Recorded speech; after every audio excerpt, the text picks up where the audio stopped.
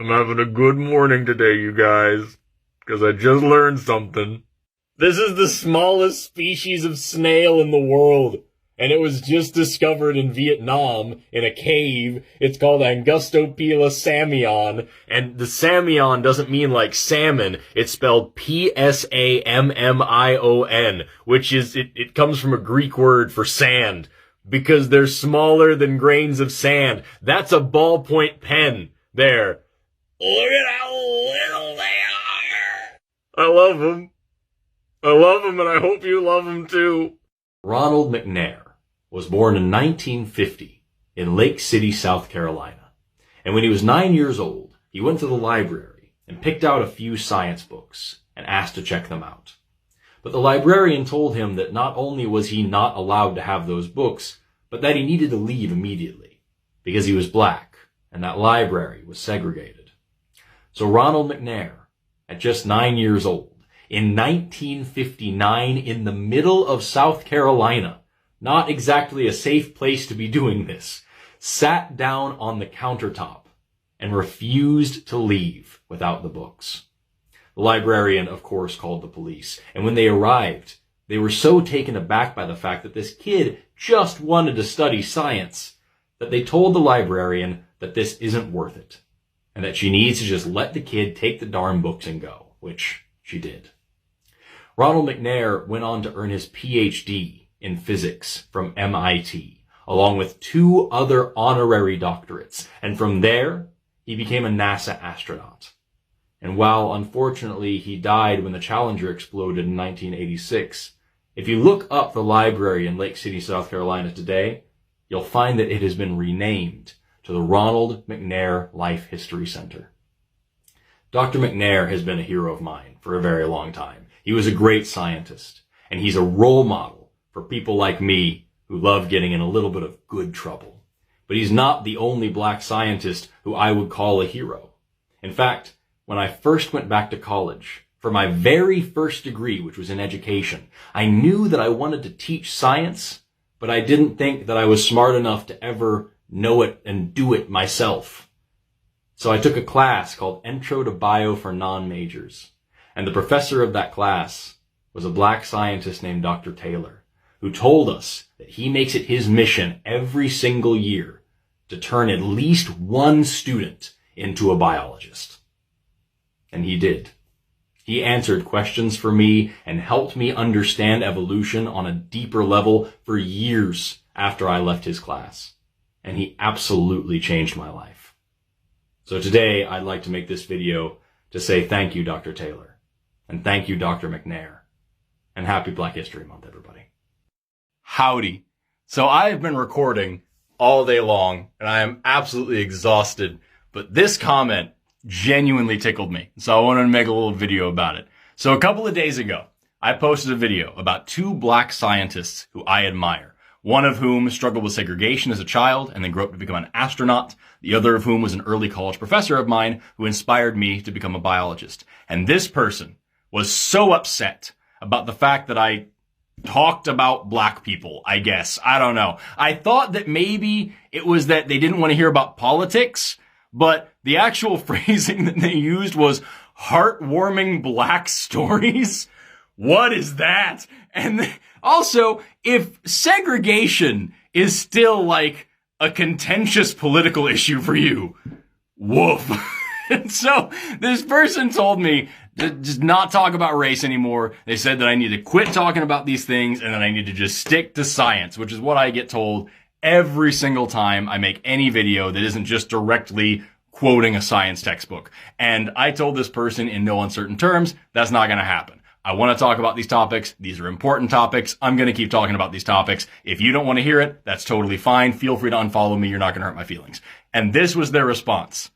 They called me a race Marxist. Now, I don't know what that is.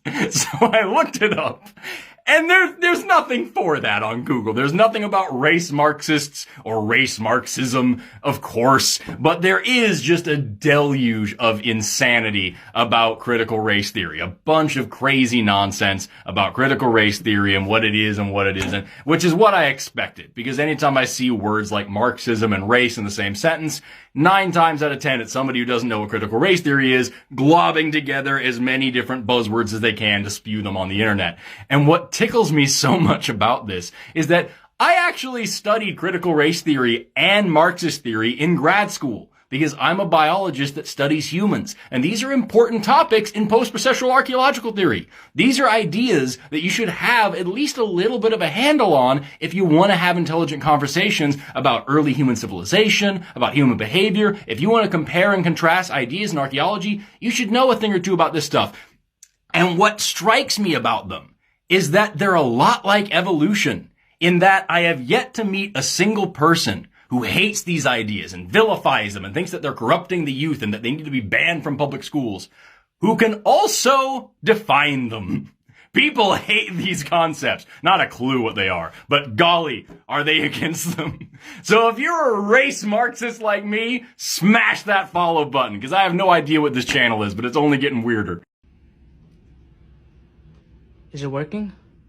Oh! Hey, I hate to be the bearer of bad news, but that is not just salt and sugar, and I'm seeing more and more people get really confused and disappointed when they try this and it doesn't work. That is a chemical called sodium polyacrylate. It absorbs about 800 times its own weight in water, which is really cool, and for that reason it's a lot more common than you might think. It's used in baby diapers and menstrual pads to absorb human fluids, and it's also used in agriculture. They mix it into the soil so that way it absorbs excess rainwater and you don't have to waste as much water watering your crops. So it's really cool stuff. It's also what makes Orbeez and things like that. Any of those things that swell up in water, it's usually this chemical right here. And you can see it working. Just pour a little bit into my hand here and grab some dihydrogen monoxide, and you can see how it just poofs up just like that with the water. And you can go on and on with this as much as you'd like to, really. It'll keep going for an awfully long time. You can just take this whole beaker of it and just pour in as much water as you like, and it'll just keep swelling up just like that and turn into this crazy gel. And what's really cool about this stuff, oh God, is that it's a polymer that is, built on sodium, but if you add excess sodium, if you add a little bit of salt, you get some interesting reactions. Like here, I'm going to grab a little bit of this and pour some more salt onto it. It's just regular table salt.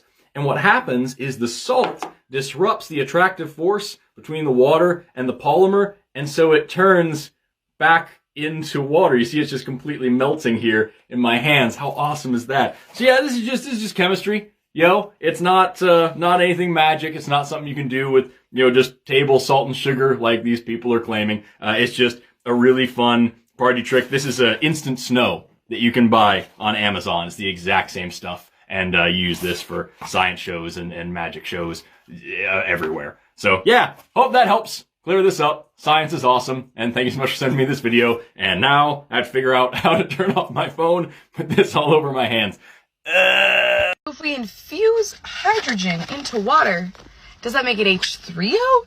It's hard to overstate just how much I hate things like this. Thank you so much for asking this question and for bringing this up. Just so you know, fun fact, there actually is such a thing as H3O. It's one of the models that we use to define what an acid is. So a bottle of H3O would just be a bottle of pure frickin' acid. Probably not what they got in that pouch, right? The thing with this is they burble hydrogen through the water, hoping that some of it will be infused into the water and be some sort of novel antioxidant type thing. There's no serious scientific evidence for this, and companies like this cause real harm because they are literally bottling pseudoscientific hysteria in order to try to sell some magical new super drug and make lots and lots of money off of people who don't know a lot about science.